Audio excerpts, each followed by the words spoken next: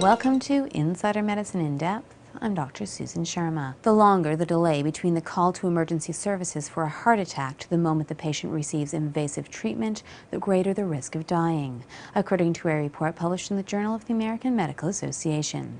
Here are some typical symptoms of heart attack. Sudden pain that may be in the chest, neck, jaw, shoulder, arms, or back that does not go away with rest. Shortness of breath, nausea, indigestion, or vomiting. Researchers from Aarhus University Hospital used Danish medical records to look at whether the delays heart attack patients experience before undergoing invasive treatment, known as percutaneous coronary intervention, or PCI, affects their long-term outcomes.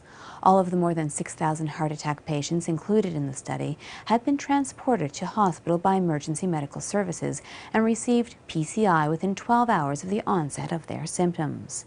The patients were followed up for an average of just over 3 years, a delay of 0 to 60 minutes from the time emergency services received the call to transport a heart attack patient to the hospital to the time the patient received PCI was associated with a long-term death rate of 15%. The longer the delay, the higher the death rate, such as delays of 61 to 120 minutes were associated with a 23% death rate. Delays of 121 to 180 minutes were linked with a 28% rate, and delays of 181 to 360 minutes were linked with a death rate of nearly 31%.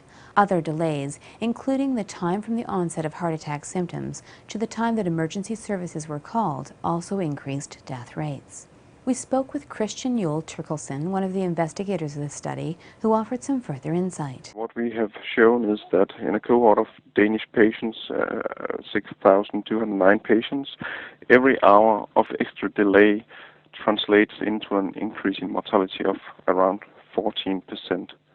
So this means that if we can cut off like an hour of delay by optimizing the triage of patients, we can actually reduce mortality by 14%, which again translates into approximately 20 lives saved for every 1,000 treated. Today's research highlights the importance of treating heart attack patients as quickly as possible.